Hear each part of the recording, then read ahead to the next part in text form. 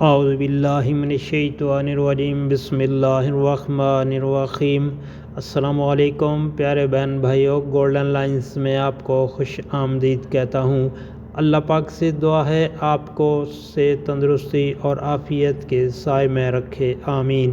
پیارے دوستو، نبی کریم صلی اللہ علیہ وآلہ وسلم نے ارشاد پاک فرمایا کہ جو شخص رات کو اٹھے اور یہ دعا پڑھے۔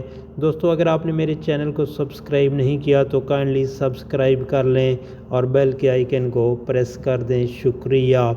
نبی کریم صلی اللہ علیہ وآلہ وسلم نے ارشاد پاک فرمایا، جو شخص رات کو اٹھے اور یہ کلمات پڑھے، بسم اللہ الرحمن الرحیم، لا الہ الا اللہ وحدہ لا شریک لہ، لہ الملک ولہ الحمد وہو علی کل شیء قدیر، الحمد للہ وسبحان اللہ ولا الہ الا اللہ واللہ اکبر ولا حول ولا قوت الا باللہ۔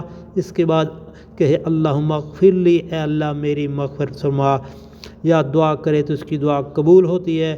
اگر وضو کر کے نماز پڑھے تو نماز بھی قبول ہوتی ہے۔ دوستو، صحیح بخاری کی حدیث شریف ہے۔ اللہ پاک سے دعا ہے عمل کرنے کی توفیق عطا فرمائے، آمین یا رب العالمین۔